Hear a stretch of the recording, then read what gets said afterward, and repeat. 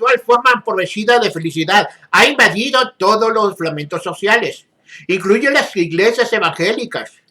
Las evidencias pueden verse en pastores que prometen una prosperidad instantánea, provocada a fuerza de pensamientos y palabras, templos que podrían confundirse con el auditorio de una empresa multinacional, sermones multivacionales donde el pecado no se nombra y Dios se reduce a un genio de la lámpara maravillosa. ¿Cómo esta felicidad barata logró introducirse en las iglesias evangélicas del día de hoy? ¿Cómo es posible, me dirán ustedes? No, pues el punto de conexión ha sido el evangelio de la prosperidad, con su énfasis desmedido en el individuo y su bienestar material. El origen de este falso evangelio puede rastrearse, hermanos, hasta fines del siglo XIX y comienza del año 20 de Estados Unidos. En aquellos años, tres corrientes de pensamientos se entrecruzaron: el naciente movimiento de dones y bautismos del Espíritu Santo, el nuevo pensamiento y una cultura del pragmatismo y extorsión individual. Este nuevo contexto fue producto de un cambio en el panorama religioso de Estados Unidos. La mentalidad y la ética puritana habían sido cruciales para sentar las bases de la nación. Pero con el paso del tiempo, hermanos, el puritanismo y la teología calvinista fueron perdiendo terreno. Entre 1790 y 1840 sucedió lo que se conoce hoy como el segundo gran despertar, un tiempo de gran pluralidad religiosa donde se inician diversos movimientos espirituales. Muchos de esos movimientos, hermanos, se desenvolvieron dentro de los mitos del cristianismo, como el desinfusionismo de Charles Finney o el movimiento de santidad metodista. Otros pretendían restaurar el cristianismo, aunque terminaron por desviarse de la revelación bíblica, como los testigos de Jehová y mormones. Por último, también surgieron muchos grupos que buscaban fundar una nueva forma de espiritualidad alejada de la Biblia. Fue así como en las primeras décadas del siglo XIX, el cristianismo norteamericano quedó fragmentado en muchas expresiones diversas. Charlatanes y comerciantes de la fe aprovecharon las situaciones, hermanos, fundaron sus propias iniciativas espirituales. Otros hombres sinceros también se modernizaron, aunque con más entusiasmo que sana doctrina. Esta pluralidad religiosa facilitó la proliferación de diversas expresiones espirituales, que muchas veces eran solo fraudes. No solamente un cambio en los campos religiosos, sino en el ambiente económico y social. Luego de la guerra civil estadounidense, el país vivió una edad dorada de crecimiento. El estilo de vida del puritano ya no encajaba en la abundancia y en la opulencia que se vivía. La joven nación crecía a grandes pasos y necesitaba entonces una nueva forma de pensar, una nueva forma de religión. La filosofía trascendental surgió en estos años de prosperidad. Sus rasgos centrales fueron la provisión del mundo espiritual sobre el mundo material, y la centralidad del individuo como sujeto libre, capaz de dominar el mundo debido a tener a Dios en su interior. Esta filosofía se hizo popular en personas más personas con el nuevo pensamiento que alimentó las creencias en un individuo deidificado. El sexual hombre americano como un semidios, capaz de dominar el mundo con su carácter y espiritualidad judo-cristiana. Esto fundó una nueva autopología, una nueva manera de entender al hombre en sus capacidades naturales. Este nuevo hombre era un semidios, bueno, poderoso por naturaleza. Ya no estaba atado por el pecado. Ya no necesitaba tampoco una salvación que viniera de fuera, o de arriba, o de abajo, de donde sea. Este hombre americano, si era una divinidad de potencia, debía acceder a ese poder que estaba dentro de sí mismo. Era su deber dominante y disciplinar su forma de hacer para hacer una capacidad mental y así edificar el mundo material. El nuevo pensamiento podía poner una nueva capacidad en el individuo y sus palabras como fuerzas creadoras. Al poco tiempo, este pensamiento mágico se convierte en el espíritu de la época y penetró en todas las áreas de la vida. Gracias a la fragmentación del panorama religioso, estas ideas encontraron grietas por las cuales inmiscuirse en el discurso de fe. Y el movimiento pentecostal fue el mejor ambiente para este secretismo, debido a su heterodoxia teológica. De manera más específica, los expertos señalan que la conexión fue la figura del predicador Sir William Kenyon. Kenyon nace en 1867 en una familia pobre de la región de Nueva Inglaterra. Abrazó la fe cristiana a los 17 años durante un encuentro realizado en una iglesia metodista. A los pocos días se dedicó a predicar, pues tenía una notable facilidad para hablar en público, aunque carecía él de conocimientos doctrinales. Fue nombrado diácono de la congregación, donde sirvió por 6 años. Al cabo de ese tiempo, tuvo una crisis de fe y abandonó la iglesia. Se muda a la ciudad de Bristol para trabajar como vendedor, mientras perseguía su sueño de ser actor. Durante un año, asistió a un colegio de oratoria, donde él entra en contacto con la metafísica y el nuevo pensamiento. En 1893, Kenyon se casa con una mujer agnóstica llamada Eva. El joven matrimonio comenzó a asistir a una iglesia bautista, donde Kenyon reavivó su fe. Junto a su esposa, realizaron giras itinerantes por pueblos de Massachusetts, actuando como evangelistas y sanadores.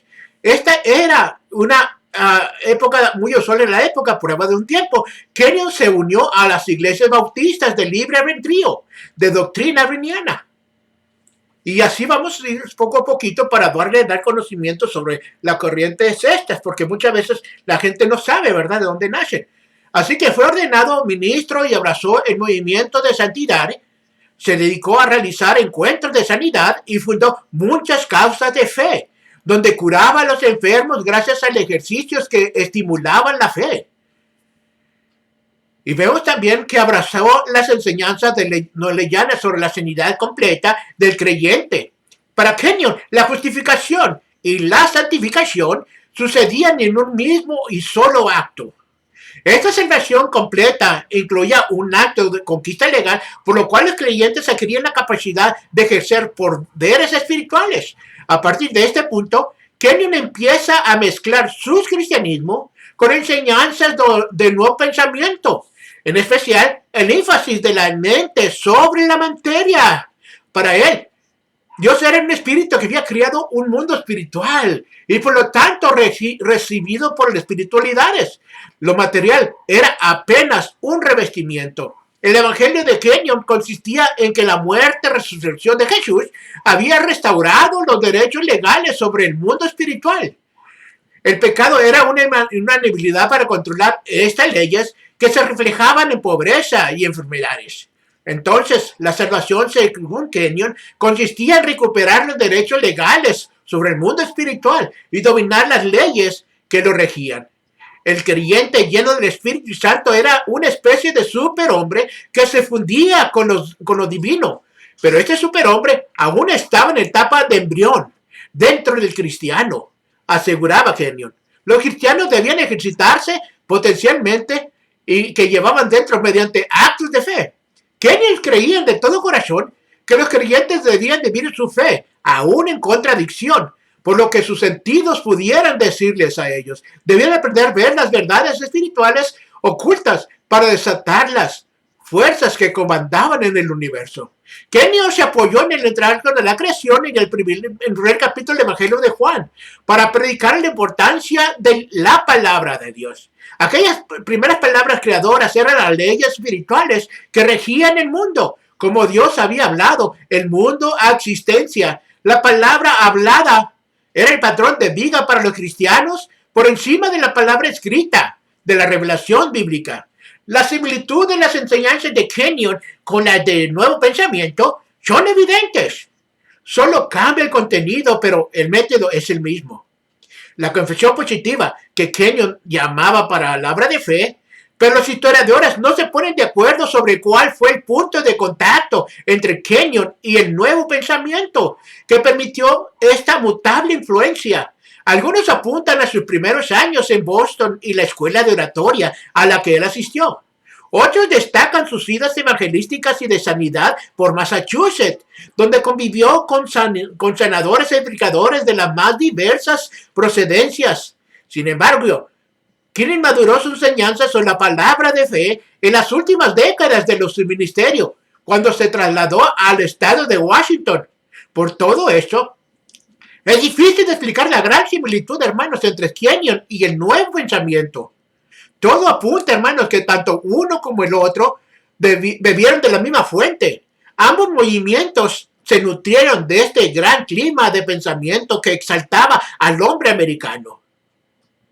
Aquella antropología superior que concebía un individuo semidios con capacidades espirituales para dominar al mundo material se convierte en un sentido común y creencia popular durante los años de gran riqueza económica.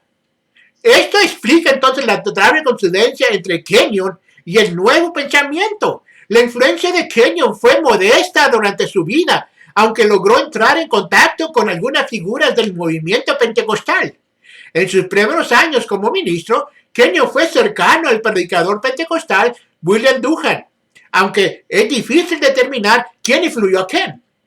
En la década de 1820, la familia Ken se mudó a California, donde se acerca a varios líderes del movimiento de la calle Susan. Aplicó para ser reinado ministro por las Asambleas de Dios, pero por razones que se desconocen hasta aún no se llevó a cabo ello. Kenyon también se relacionó con figuras como Edmund Pearson, fundadora de la Iglesia Cuadrangular, John G. Lay, fundador de los Cuartos de Sanidad, y F. M. Walton, que era fundador de la Asamblea de Dios, y luego líder de la enseñanza líder cristiana misionera. Y desde su origen ha sido un movimiento diverso y descentralizado que ha permitido la convivencia de diversas teologías. Las enseñanzas de Kenyon tuvieron poco impacto inicial y permanecieron en la periferia, pero poco a poco fueron permeando en el movimiento carismático posterior. Kenyon muere en 1948. No vivió para ver cómo los demás líderes tomaron sus enseñanzas a lo largo de la Segunda Guerra Mundial. Muchos televangalistas grabaron renombre por sus sermones y sus sanaciones, varios de ellos copiando a Kenyon. Los nuevos predicadores, hermanos de la posguerra, esparcieron el evangelio de la prosperidad y la confirmación positiva como un supuesto mecanismo para poner en acción leyes espirituales capaces de supuestamente modificar el mundo material, la salud y la economía. Aunque Kenyon no inició el evangelio de la prosperidad, sí inició la teología que lo hizo posible. Este evangelio fue la grieta por donde se introdujo el discurso de la felicidad barata y materialista dentro del cristianismo. Durante sus inicios, las controversiales pentecostales en torno a la santidad y el bautismo del Espíritu Santo y la vigencia de los dones milagrosos. Pero luego de la Segunda Guerra Mundial, algunas enseñanzas se redirigieron hacia las riquezas y la felicidad en esta vida y el poder que los hacía posible. El evangelio de la prosperidad surgió en parte porque existió una teología previa que afirmaba la idea de un individuo capaz de dominar el mundo material con su mente y sus palabras, fíjense nada más. Si ese supuestamente Superman existiera, ¿por qué no ejercer su dominio para su conveniencia y riqueza? El discurso de la facilidad pudo convertirse en el evangelio de la prosperidad, gracias a la teología de hombres como Kenyon, quienes hicieron un énfasis desmedido en el bienestar presente de las capacidades del individuo. ¿Y tú? ¿Qué piensas, hermano? ¿Qué otras raíces del evangelio de la prosperidad conoces tú? ¿Cuál crees que es la consecuencia más dañina que el evangelio de prosperidad ha introducido a la iglesia? ¿Qué piensas que ha sucedido en el futuro o que va a suceder en el futuro con este movimiento? ¿Crees que la iglesia actual está también en los cimientos de sus inicios? Si no es así, escríbeme o analice lo que te digo o lo que Dios nos dice o lo que Dios nos está hablando. Pero sobre todo contestemos lo que Dios nos da a entender a nosotros. Así que, hermanos, pongámonos a nuestros pensamientos en lo que Dios nos da a entender, en sus palabras, en estas cápsulas informativas, y que Dios me los bendiga. Y sobre todo, no se olviden de este humilde viejito chochito, Así que, arrivederci.